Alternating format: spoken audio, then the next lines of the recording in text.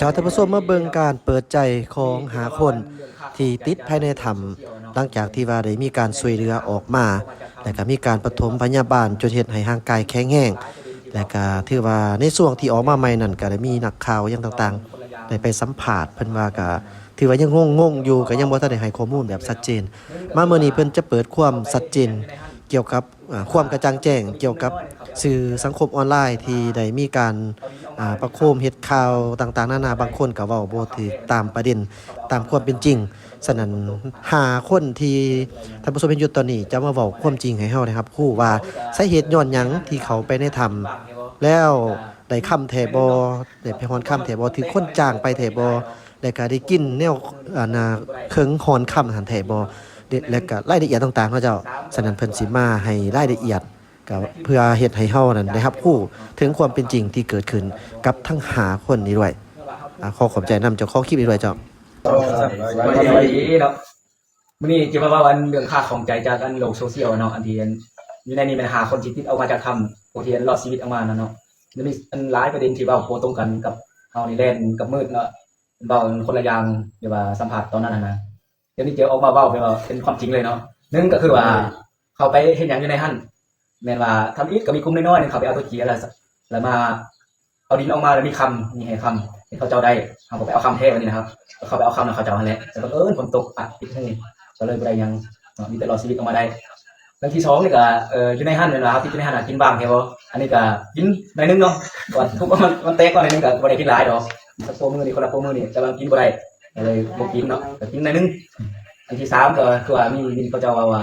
อย่างนั้นคือในทุนกินจ้างไปให้บ่เนาะจ้างไปเอาคำให้เขาเจ้าให้บ่อันนี้ผมมีมูลของจริงเนาะนี่เนื่องว่าเฮาทุกข์เฮาจะได้เขาจะไปเอาเองเนาะอันนี้เนาะเลยมีไผจ้างทั้งสิ้นเพราะเฮาก็จะได้ยังมีเงินคือกันนั่นแหละยังมีเงินไปซื้อซื้อกินตามหากินตามชนบทนี่แหละมันเขาเจ้าไปได้ครับผมอยากได้ของเขานี่นะแต่บังเอิญเฮาประสบหายเนาะที่มาเว้าวันเรื่องค่าของใจอันซับนี่แหละตัวไหนตัวผิดพลาดประการใดก็ขอโทษขออภัยนะเพราะว่าเฮาออกมาจากทำมันทั้งอีกนี่มันก็บ่ทันมีสติอย่างเดนักข่าวก็มารุมถามเจาะที่เขาถามบางทีก็ถามแต่คลิปแนวนั่นแหละคือพูดกันนั่นแหละเนาะความจริงเลยนี่มีมูลความจริงเขาอัดเป็นคลิปวิดีโอทั้ง5คนเราสนิทกับมันเนาะแล้วก็ก่อนอื่นก็เขาขอบใจทั้งทุกทีมงานที่มาช่วยเหลือของเขาเนี่ยโอ้ขั้นตอนทุกแข็งทุกขั้นตอนแล้วก็ทุกขั้นเทิงทุกขั้นตอนและต่างประเทศภายในประเทศนับแต่ของในประชาชนนี่แหละที่พี่น้องเนาะก็เจอปัญหาชีวิตใหม่กับข้าพเจ้านี่แหละ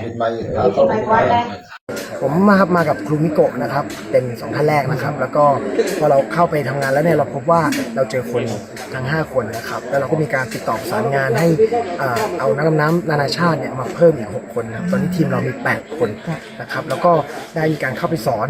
นะครับดำน้ำในเบื้องต้นแล้วก็พา1 ใน 5ออกมาแล้ววันต่อไปเนี่ยเราก็มีการสูบน้ำนะครับเอาน้ำออกนะครับแล้วก็มีการนำทั้ง4คนเนี่ยออกมาเป็นที่เรียบร้อยแล้วตอนนี้ก็ออกมา5คนเป็นที่เรียบร้อยแล้วนะครับแต่ตอนนี้ครับเราก็ยังมีภารกิจต่อไปครับเรายังไม่หยุดนะครับยังเหลืออีก2คนที่เรายังไม่พบนะครับวันนี้ก็ยังมีการดำเนินการในหลายๆส่วนต่อไป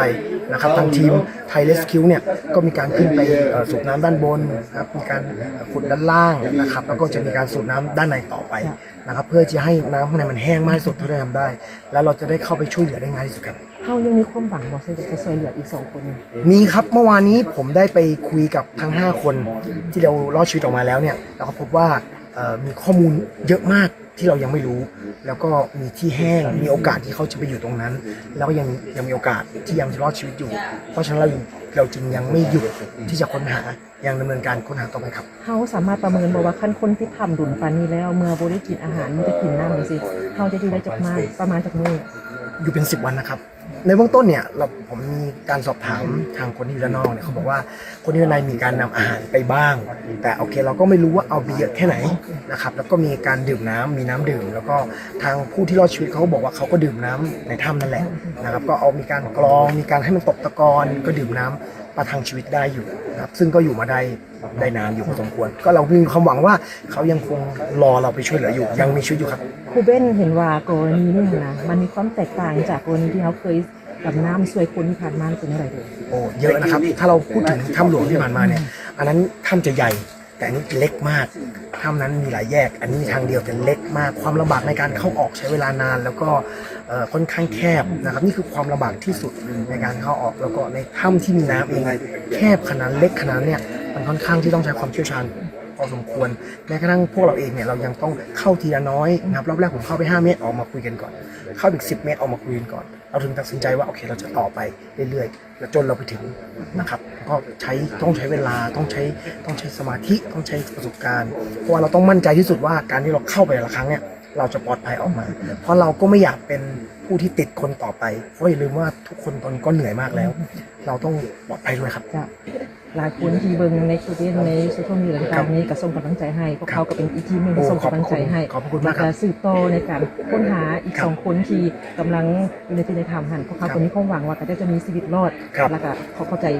ทีมงานช่วยเชี่ยวชาญนานาชาติที่ ครับ มาช่วยเหลือในครั้งนี้เป็นอีก ครับ เข้าใจแล้ว ขอบคุณครับ Smoking. Oh. So my foot. Straight down. มันมองลงมาเลยครับ ขึ้นมา ใหญ่เลย Yeah. Maybe 8 to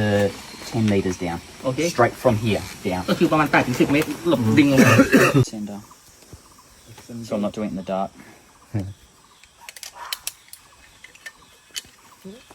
อาจารย์แปลให้ครั้งหนึงครับเดี๋ยวสิลงไปเฮ็ดระบบข้างล่างแองเกอร์ข้างเทิงเรียบร้อยแล้วเดี๋ยวต้องใส่ตัวซอยลงไปอีกข้างล่าง Thanks, man. ใช่ไหมครับพี่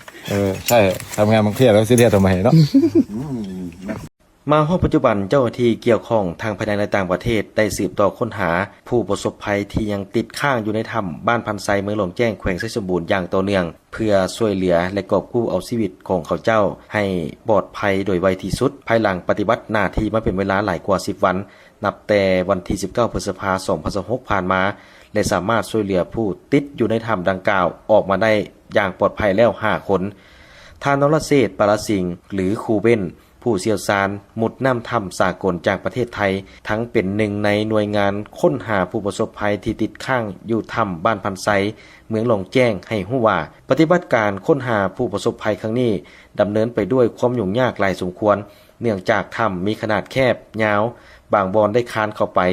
ปากถ้ำมีน้ำท่วมขังและได้นำเอาจักรสูบน้ำมาติดตั้งแล้วสูบน้ำออกตลอดเวลาพร้อมทางได้นำเอาออกซิเจนเข้าช่วยเพื่อหายใจแต่ได้รับการร่วมมือจากหลายภาคส่วนของลาวรวมถึงผู้เชี่ยวชาญจากต่างประเทศเฮ็ดให้สามารถนำเอา5 คนออกมาจากถ้ำด้วยความปลอดภัยแต่สิ่งที่หิมห้อนในปัจจุบันนี้แม่นกำลังวางแผนสืบต่อค้นหาผู้ที่ยังติดอยู่ในถ้ำอีก2 คนอย่างหีบด่วนเนื่องจากพบเห็นห้องห้อยว่า2 คนนี้ยังมีชีวิตอยู่จนกว่าจะสำเร็จภารกิจขณะที่นางพวงซึ่งเป็นแม่ของท้าวเบหนึ่งในจำนวนผู้ประสบภัย2 คนที่ยังติดข้างอยู่ในถ้ำแสดงความรู้สึกว่าเสียใจกับเหตุการณ์ที่เกิดขึ้นซึ่งเหตุการณ์นี้เป็นอุบัติเหตุผ่านมาลูกชายของตนได้ไปซอกหาอยู่หากินตามความลื่นเคยในการดำรงชีวิตของคนที่อาศัยอยู่ท้องถิ่นหวังว่าเจ้าหน้าที่จะสามารถช่วยเหลือและกอบกู้เอาชีวิตของลูกชายออกมาได้อย่างปลอดภัยพร้อมทั้งแสดงความขอบใจอย่างสูงต่อการจะตั้งพรรครัฐหน่วยกู้ภัยทุกภาคส่วนทั้งภายในและต่างประเทศโดยเฉพาะหน่วยกู้ภัยจากประเทศไทยที่ให้การช่วยเหลือครอบครัวของตนเป็นอย่างดีขณะเดียวกันผู้ประสบภัย5 คนที่ทีมงานกู้ภัยสามารถช่วยเหลือออกมาได้ก่อนหน้านี้ปัจจุบันได้รับการปิ้นปัวตามหลักวิชาการแพทย์และได้รับการเบิ่งแยงดูแลอย่างใกล้ชิดจากเจ้าหน้าที่เกี่ยวข้องซึ่งเขาเจ้าทั้งหมดพร้อมฟื้นฟูสุขภาพให้แข็งแรงดีขึ้นเรื่อยๆแต่สิ่งที่จะต้องได้สืบต่อจะตั้งปฏิบัติในปัจจุบันนี้แม่นการช่วยเหลือผู้ที่ยังติดข้างอยู่ในถ้ำจำนวน2 คนอย่างต่อเนื่องโดยได้รับการสนับสนุนจากภาคส่วนต่างๆถึงว่าสภาพเส้นทางจะเป็นผู้สูงชันและยุ่งยากก็ตามแต่ก็บ่เป็นอุปสรรคของหน่วยงานกู้ภัยแต่อย่างใดนับถือน้ำใจของทุกภาคส่วนที่มีส่วนร่วมปฏิบัติงานในครั้งนี้สู้ๆนักข่าววิทยุกระจายเสียงแห่งชาติลาวรายงานจากเมืองหลองแจ้งแขวงไชยสมบูรณ์ เจ้าสบายดีเนาะเจ้าซื้อนางเพ็ญมณีจันทร์สมบัติประธานสถานีเมืองหลองแจ้งภายหลังที่เกิดเหตุการณ์นี้ทางเมืองของเขาก็คือทางเลขาพังเมือง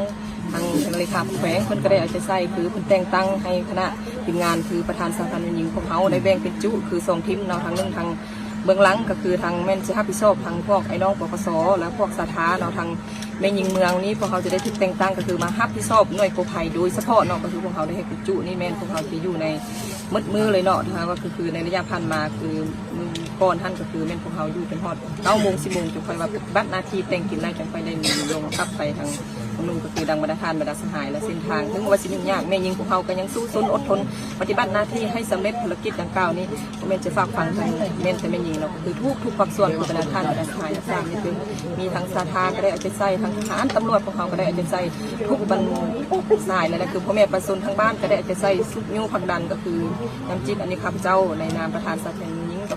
ขอบใจทางขัดเทิงทุกภาคส่วนให้ความมั่นคงมือป้าบทิมก็คือต้องการยั้งแม่ยิงเขาก็ได้ประสานลงไปทางลุ่มเราว่ามีความต้องการนั่นก็จะมีทางสนุ่มกำลังสนุ่มเป็นพ้นเสบียงอาหารมาช่วยของเราเนาะตัวนี้นั้นข้าพเจ้าว่าแสดงความขอบใจที่บรรดาทานทุกภาคส่วนที่เอาใจใส่ติดตามและสุขนิ้วช่วยกันในครั้งนี้เนาะคือเบื้องต้นท่านเนาะคือทางบริษัทคือไอทีตู้นี่ก็ยังบ่ทันรู้เนาะก็คือดังเส้นทางเก่าเป็นเบื้องนั้นเนาะมันขึ้นภูขึ้นเหี่ยวขึ้นห้องแล้วอันนั้นพวกเขาก็ยังสู้โซนปฏิบัตินั่นคือมาทางเป็นขาพักแป้งคือทางทางเมืองประสานทางบริษัทยูทูบมันก็ได้เอาใจใส่ช่วยจนว่าทะลุเส้นทางตัวนี้มาให้คือว่าเอาสะดวกในตรงนี้เนาะก็คือในระยะพันมา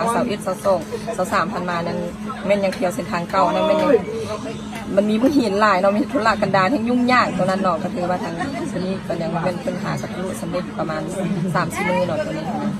ต้องขอบใจหลายที่มาปฏิบัติหน้าที่ช่วยกันในครั้งนี้ใจหลายๆเด้อ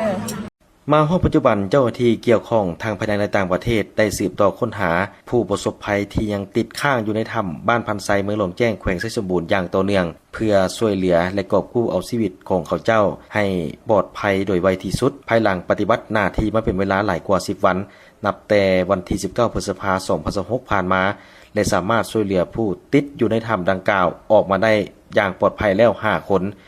ท่านนรเศรษฐ์ปารสิงห์หรือครูเบ้นผู้เชี่ยวชาญมุดน้ำถ้ำสากลจากประเทศไทยทั้งเป็นหนึ่งในหน่วยงานค้นหาผู้ประสบภัยที่ติดข้างอยู่ถ้ำบ้านพันไซ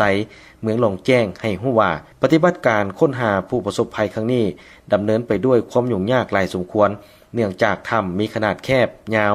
บางบอนได้คานเข้าไปปากถ้ำมีน้ำท่วมขังและได้นำเอาจักรสูบน้ำมาติดตั้งแล้วสูบน้ำออกตลอดเวลาพร้อมทางได้นำเอาออกซิเจนเข้าช่วยเพื่อหายใจแต่ได้รับการร่วมมือจากหลายภาคส่วนของลาวรวมถึงผู้เชี่ยวชาญจากต่างประเทศเฮ็ดให้สามารถนำเอา5 คนออกมาจากถ้ำด้วยความปลอดภัยแต่สิ่งที่หิมห้อนในปัจจุบันนี้แม่นกำลังวางแผนสืบต่อค้นหาผู้ที่ยังติดอยู่ในถ้ำอีก2 คนอย่างหีบด่วนเนื่องจากพบเห็นห้องห้อยว่า2 คนนี้ยังมีชีวิตอยู่จนกว่าจะสำเร็จภารกิจขณะที่นางพวงซึ่งเป็นแม่ของท้าวเบหนึ่งในจำนวนผู้ประสบภัย2 คนที่ยังติดข้างอยู่ในถ้ำแสดงความรู้สึกว่าเสียใจกับเหตุการณ์ที่เกิดขึ้นซึ่งเหตุการณ์นี้เป็นอุบัติเหตุผ่านมาลูกชายของตนได้ไปซอกหาอยู่หากินตามความลื่นเคยในการดำรงชีวิตของคนที่อาศัยอยู่ท้องถิ่นหวังว่าเจ้าหน้าที่จะสามารถช่วยเหลือและกอบกู้เอาชีวิตของลูกชายออกมาได้อย่างปลอดภัยพร้อมทั้งแสดงความขอบใจอย่างสูงต่อการจะตั้งพรรครัฐหน่วยกู้ภัยทุกภาคส่วนทั้งภายในและต่างประเทศโดยเฉพาะหน่วยกู้ภัยจากประเทศไทยที่ให้การช่วยเหลือครอบครัวของตนเป็นอย่างดี